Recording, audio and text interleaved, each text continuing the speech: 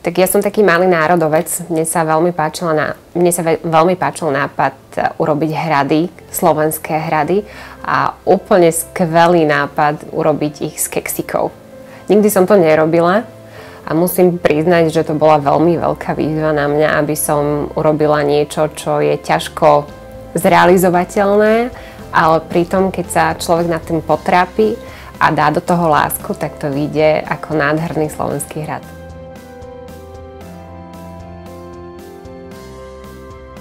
Tak keksiky už len tým, že sú úplne iné a že sú tvrdé, že sa musia rezať, že sa nedajú ohýbať a neprispôsobím si ich tak, ako by som chcela, tak o to je to náročnejšie.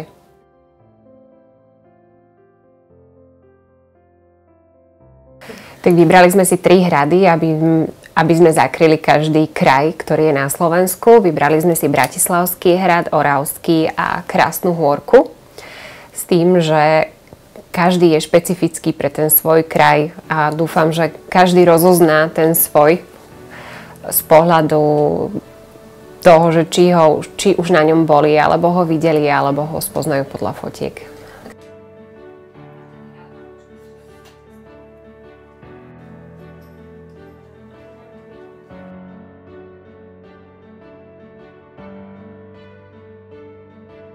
Na svoj zlatý hrad som si pripravila podložku a vybrala som si tieto podlhovasté keksiky, keďže budeme robiť štvorcovú formu alebo štvorcový hrad.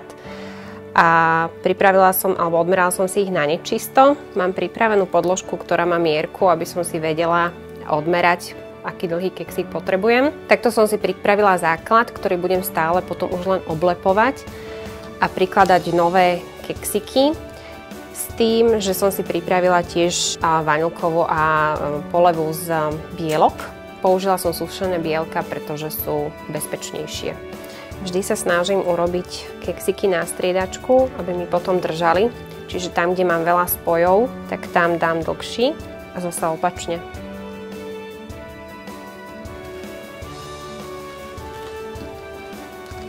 Nechala som si miesto na jednu väžu, na ktorom Bratislavský hrad má jednu väčšiu ako ostatné 3 a tu budem robiť samostatne.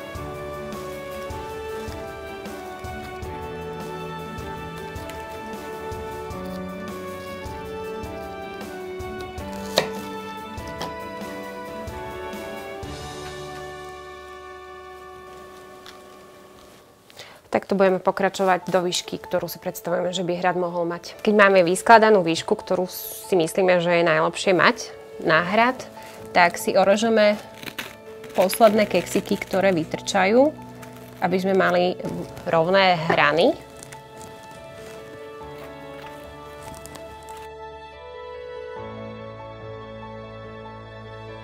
Väžu si tiež pripravíme z tých istých keksikov.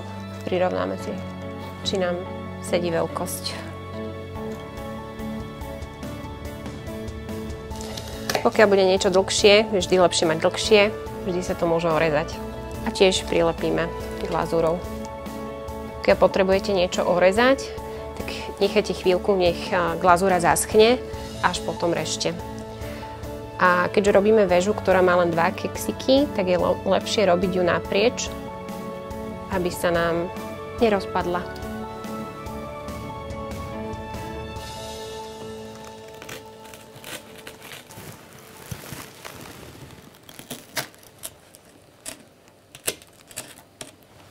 A takto postupujeme až do výšky, ktorá sa nám bude hodiť.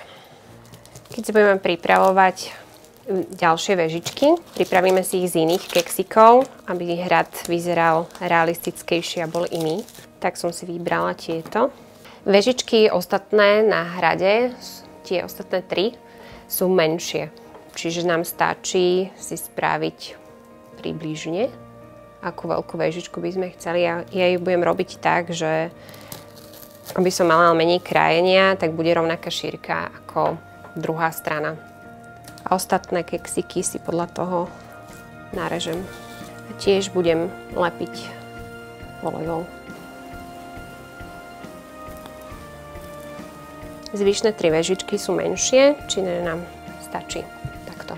Pripravili sme si 3 väžičky A posledná väža, alebo tá najväčšia, má tiež ešte ďalšie poschodie a to si pripravíme z tých istých veľkostí a tiež si to vyskladáme rovnakým spôsobom a dáme do stredu. Na menších vežičkách sú tiež mini vežičky, ktoré si nakrájame z rovnakých keksikov a tiež vyskladáme s glazúrou.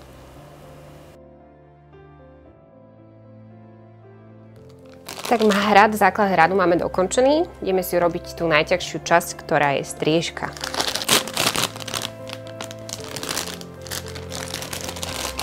Tak na striežku, aby nám držala striežka pokope, tak si pripravíme podperu, kde si dáme keksiky ďalšie a vlastne striežku prilepíme z týchto mini polomáčaných do tvaru striežky a ten stred by nám vlastne mal držať striežku, keby náhodou sa jej nechcelo stať. Čiže aby som si prispôsobila striežku, najprv si prirovnám, ako by mala striežka približne byť. A najprv prilepím tie spodné keksiky do rady a potom budem prilepovať striežku. Keď máme zaschnuté všetky podpery, tak si môžeme začať lepiť striežku. Asi najjednoduchší spôsob je, že si natrieme keksik glazúrou a čo najtesnejšie si ho priložíme na hrad. Takisto urobíme aj z druhej strany a jemne si ich spojíme. Tak som si pripravila teplú čokoládu, aby som spoje z vrchu poliala čokoládou, nech sa pekne spoja a nech to drží. Stačí naozaj len tie spoje. Keď to čokoláda stúhne, tak by to aj krajšie vyzerať a zároveň to bude stabilnejšie. Tak keď sme si nechali zásnúť trochu strechu, aby sme mohli ďalej pokračovať na hrade, pripravíme si podpery na malé striežky, ktoré pôjdu na vežičky. Na to použijem takéto tenké keksiky, ktoré si tiež nakrájam. Pri týchto sa nemusíte trápiť. Keď máme zaschnuté podpery, môžeme si pripraviť malú striežku. Použijeme tiež malé minimáčané, ktoré si narážame do trojuholníkov.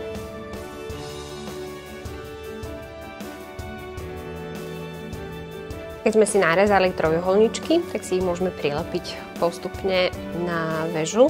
Treba byť opatrný, lebo sú veľmi citlivé na dotyk z každej strany. Aby sa nám hrubé keksiky lepšie spojili, pridáme tam čokoládu a zároveň ju použijeme aj na to, aby sme zakryli bledé časti keksikov čokoládou. Nech to vyzerá krajšie. Ako posledné budeme robiť prednakrájené okienka, ktoré tiež budeme lepiť glazúrou.